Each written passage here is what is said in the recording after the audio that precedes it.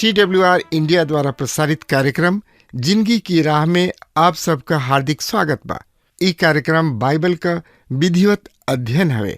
हमार ई उद्देश्य है कि आप सब परमेश्वर की इच्छा से अवगत हो जाएं, ताकि ओकरी विरुद्ध क्यों ऐसा काम ना करी कि दंड का भागी होखी। बाइबल सगरी मानव जाति खातिर छुटकारा का संदेश है। कृपा करके देखी सुनी, ताकि परमेश्वर आपकी जिंदगी का रास्ता दिखावे वाला ठहरस। हाँ मित्र, आज हमनी के पापी सब के खातिर मसीह यीशु के वास्तविक कार्य के विषय से शुरू करे के त आई एकरा बारे में जानकारी खातिर वह हमरा संगे आपन पवित्र शास्त्र बाइबल निकाल ली। हाँ तो उनमें देखी कुलुसियों के पत्री 1 अध्याय के 20 पद एह तरी से बता रहल बा।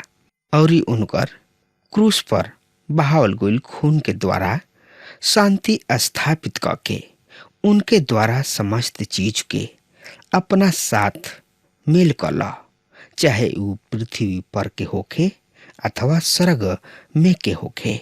मित्र भाई बहन, मसीह यीशु क्रूस पर हमरा और रउआ पाप के कारण दंड अपना ऊपर ले रहन। परिणाम ई भइल कि परमेश्वर और हमनी के बीच शांति के स्थापना भ गईल।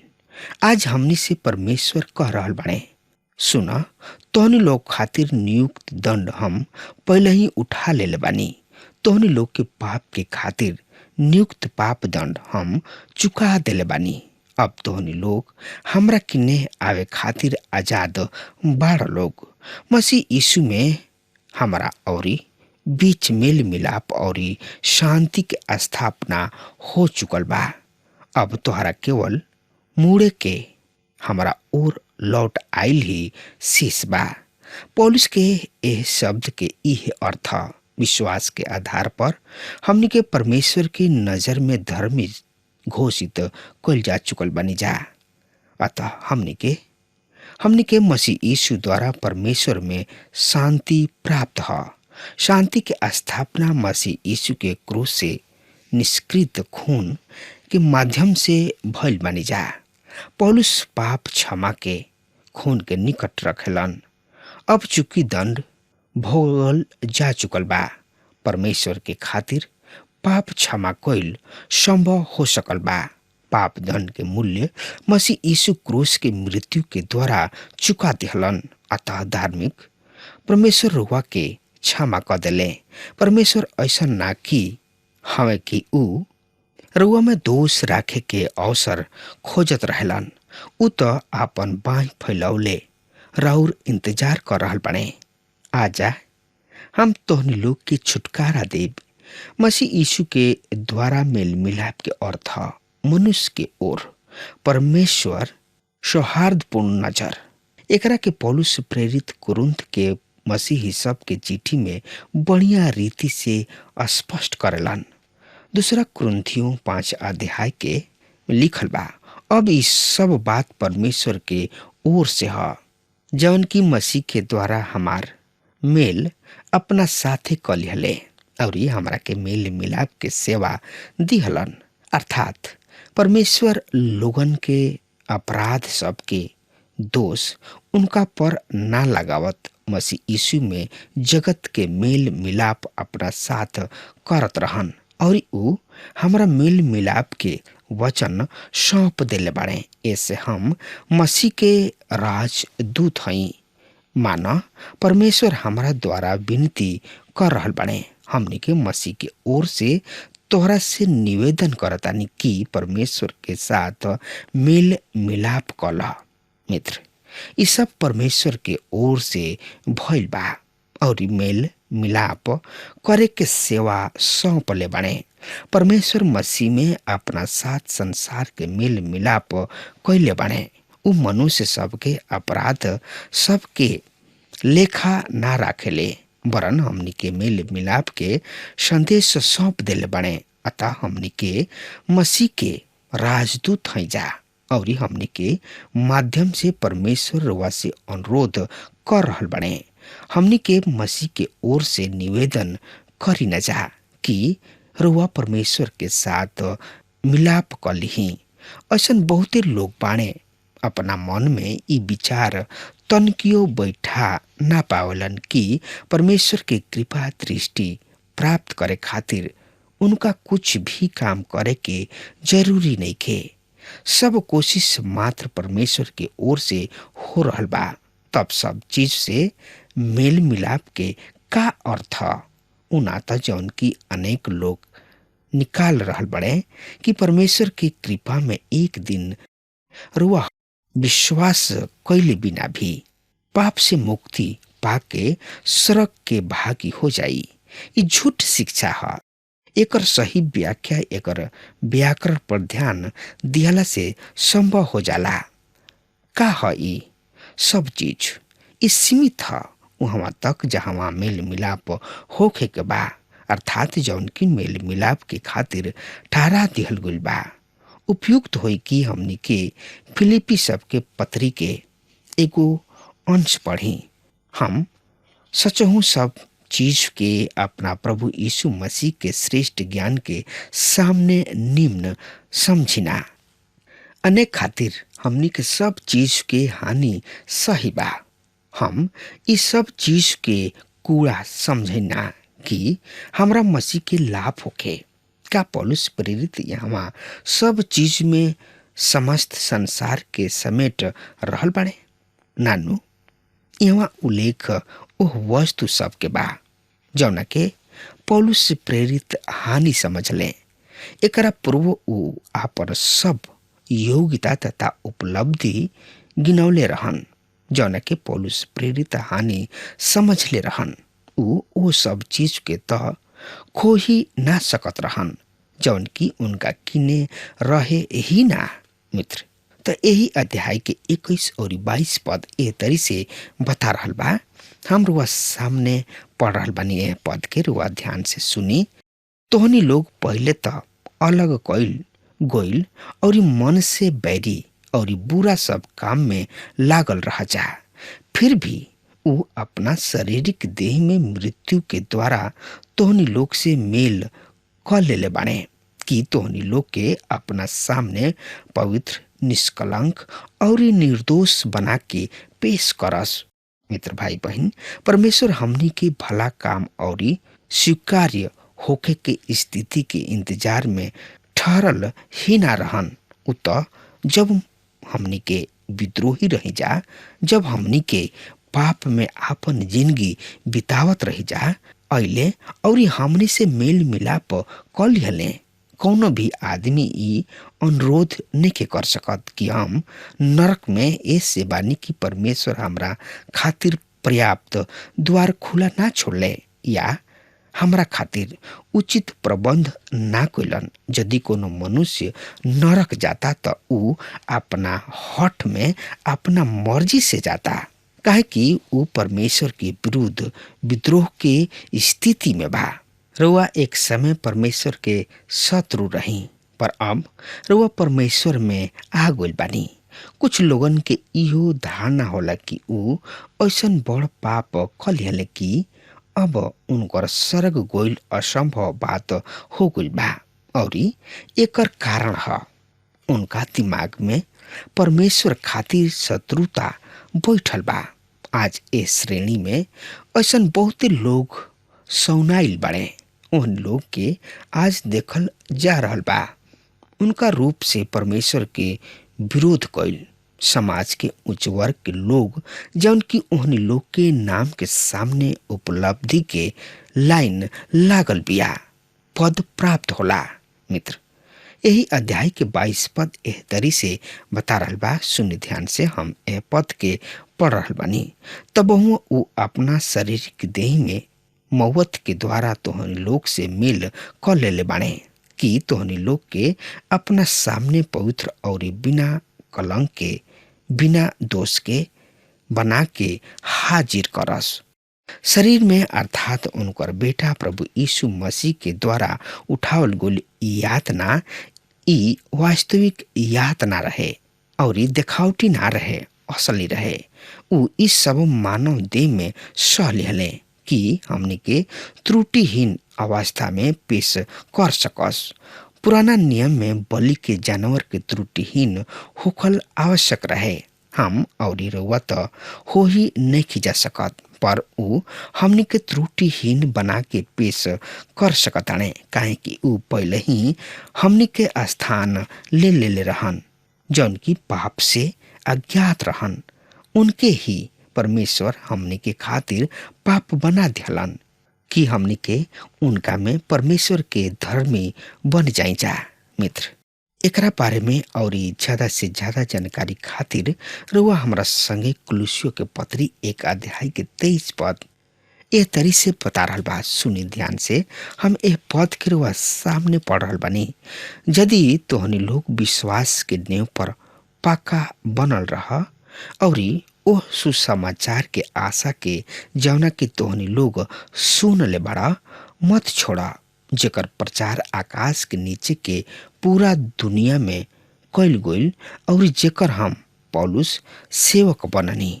पौलुस ई समझा रहल बाड़े ई पूरा हो चुकल तथ्य है। अतः यदि रुआ परमेश्वर के संतान हई, रुआ विश्वास में आपन जड़ गहरा जमावत चलल जातानी, रुआ तब शुभ संदेश छोड़ब ना। पौलुस लौट के देखले कि ऐसन सुघर बा ऊ सेवा। दूसरा शब्द में कहल जाए, पौलुस लौट के देखले और कहले कि ई कैसन सुघर बा ई सेवा जौन की उनका के सौंपल गइल बा। शायद ई कोनो भी आदमी खातिर सर्वोच्च सम्मान के सेवा सिद्ध होला। आई अब देखल जाओ विश्वासी सब खातिर मसीह यीशु के एगो औरी क्रम यानी कि कार्य। तो औरी ज्यादा से ज्यादा जानकारी खातिर हमरा संगे आपन पवित्र शास्त्र बाइबल निकाल ली। कुलुसियों के पत्री 1 अध्याय के 24 पद एह तरी से बता रहल बा। अब हम वो दुख के कारण खुशी मनावेनी जौन की तोहनी लोग के कारण उठवनी, और मसीह के दुख के घटी उनकर देह यानी कि मंडली खातिर अपना देह में पूरा करतानी। दूसरा शब्द में हम पौलुस जौन की इस समय जेल में कष्ट सह रहल बानी, तोहनी लोग के याद क के आनंद मनाइना, और हम अपना देही में उस सब कष्ट सह रहल बानी जौन की मसीह द्वारा कलीसिया खातिर सहे में बच गइल बा। उनका खातिर इस शेष कष्ट के सहल जरूरी हो गइल रहे। ई एगो चौंकावे वाला वक्तव्य है। ई तो हमनी के शिक्षा के विरोध करत ज्ञात होला। मसीह तो जौन कुछ जरूरी रहे उस सब भर देले बने। अब हमनी के उधार खातिर कुछ भी नहीं खींचा कर सकत। हाँ सत्य बा, पर ई पद एकरा विरुद्ध कुछ नहीं कह सकत। पौलुस मसीह के देह के खातिर ही अपना शरीर में कष्ट उठावत रहन, पर का मसीह के कष्ट में कोनो कमी रह गइल रहे? दूसरा व्याख्या है कि हर एगो विश्वासी के अपना देह में वो सब यातना के पूरा कइल होला जौन की मसीह यीशु ना सहले। अर्थात जब पौलुस ऊ कष्ट सह रहल बने, ऊ मसीह के यीशु के कष्ट सब के पूरा कर रहल बने। अब ई एगो बहुत ही विचित्र स्थिति है कि यह उल्लेख में हमनी के अध्ययन कर रहल बानी जा। मसीह यीशु के संपूर्णता के उनका में शारीरिक रूप से परमेश्वर के संपूर्णता के निकास है। उनका में सब कुछ प्रधानता मिलल आवश्यक बा। फिर भी यहाँ लाग रहल बा कि कुछ औरी कइल गइल पेश बा। पौलुस ई चिट्ठी जेल से लिख रहल बने और ऊ ई सूचना दे रहल बने कि उ सब यातना पूरा क लिहले। याद राखी, मसीह यीशु हनन्याह से शाऊल के लेके अपना योजना सब के विषय का कहले रहन, कौना कारण ऊ पौलुस के उद्धार में रुचि लेत रहन, कौना रूप में ऊ शाऊल के उपयोग में ले आवे के रहन। प्रभु उनका के जवाब दिले, जा हम उनका के चुन ले बानी कि उनका माध्यम से हम आन जाति राजा सब और इसराइल खातिर सामने अपना नाम के घोषणा कर सकी और हम उनका पर प्रकट कर सकी कि उनका हमरा नाम के खातिर यातना कष्ट सहे के पड़ल। यहाँ ई याद दिलावत बहुते आवश्यक बा कि पौलुस प्रेरित द्वारा सहे जाए वाला ई कष्ट उद्धार की दिशा में कुछ जोग ना देत रहे। इस सब कष्ट के सहत उ ना तो अपना उद्धार में और ना कलीसिया के सदस्य के उद्धार में कुछ जोग रहन। बड़ा ही सावधानी पूर्वक उ यहाँ इस शब्द के चुनाव के लिए जब वो उद्धार के उल्लेख करत रहन, उ कभी भी यातना सब के विषय वहाँ ना जोड़ले, वरन मात्र उपयोग में ले आवेलन मसीह के क्रूस, उनकर मृत्यु एवं उनकर खून। यातना के भोगल दू तरीका होला। पहिल का तो उ जवन की एगो प्रभु के सेवक उठावल करेला, दूसरा उह बिछुई द्वारा उठावल जा रहल बा यातना हमने खातिर सहल गोइल और मसीह यीशु के कष्ट यही वर्ग के ह। एगो बिछुई द्वारा सहल गोइल कष्ट मसीह यीशु के यातना सब भी दू तरीके होला। इनका में एगो स्पष्ट दिखाई देला। उनकर कुछ यातना एह तरीका ह जेवना के हमनी के सह नहीं जा सकत, जकरा में हमनी के सहभागी नहीं जा हो सकत। उ मानव रूप धारण करके कष्ट सहले। ई मानवीय कष्ट रहे। ई कष्ट कोनो भी मानव संबंध में सामान्य रहे। बतलहम में उनकर जन्म उ अन्य लैकन बच्चन जैसन रहत रहन। उनका भूख लागत रहे, नींद आवत रहे, उनका भी प्यास लागत रहे। दूसरा शब्द में कहल जाओ, उ प्यासल होत रहन, उ थाक जात रहन। ई सब मानवीय पीड़ा ह। हमने के ई सब पीड़ा सह के आई न जा। पौलुस याद दिलावले रहन कि हर एगो मनुष्य अपना बोझा खुद उठावेला। हमने के कुछ बोझ तो हमने के अपना आप ही उठावे के होला। शोक भी उठावे के पड़ेला। रोग सबके आक्रमण पर हमने के ही वो सब रोग से जूझे के पड़ेला। कुछ परिस्थिति में हम कैसे कामना करी न जा कि हमार पीड़ित प्रिय के रोग हमारा पर लाग जाओ, पर ऐसा नहीं के हो सकत। वैसे ही मृत्यु घाटी से पार होकर हर एगो के आपन अंश ह। एकरा में केहू केकरो के साथ नहीं खे दे सकत। जौन कष्ट मानवीय रूप से मसीह यीशु सहले उ हमनी के अपना ऊपर ना ले सकत रही जा। मसीह यीशु के दूसरा तरीके याद ना रहे। परमेश्वर के बेटा के रूप में उठावल गइल कष्ट परमेश्वर हो के भी मानव बन गइलन। कोनो भी मानव खातिर ए एरिया यानी कि ए क्षेत्र के यातना सह लिहल संभव ना रहे। उनका के हमनी जैसन जरूर ही बना दिहल गइल रहे, पर ई कष्ट उनके सह के पड़ल। परमेश्वर के बेटा के रूप में ई कष्ट संसार के पाप के अपना ऊपर ले लिहले। एगो बलि पशु के रूप में सहले। उ परमेश्वर के मेमना बन गइले कि संसार के पाप उठा ले जास और ओकरा के समाप्त कर दे। हमनी में से केहू उनकर स्थान ग्रहण ना कर सकत रहे। ई सब उनके ही सहे के रहे। हाँ, उनकर मृत्यु हमनी के अपना ऊपर ले सकतानी जा। हमनी के ई देख सकतानी जा कि दंड खातिर वो हमनी के स्थान ले लिहले, पर हमनी के एकरा में उनकर स्थान नहीं जा ले सकत। अब हमार समय खत्म हो रहा बा। तब तक खातिर वो हमरा के आज्ञा देही। परमेश्वर वक बहुत बहुत आशीष देस। आमीन। हमके विश्वास बा कि ई कार्यक्रम आप सब खातिर फायदेमंद सिद्ध भइल हुई। हम चाहतनी कि आप सब अपन अपन आशीष हमरों से बांटी। अगर आप सबके लगे बाइबल से चाहे आपकी निजी जिंदगी से कोनो सवाल होके चाहे कोनो समस्या खातिर प्रार्थना करावे चाहतनी तो हमारी फोन नंबर पर जरूर संपर्क करें। परमेश्वर आप सबके बहुत आशीष प्रदान करें और आज का दिन आप खातिर सुखद बनावें।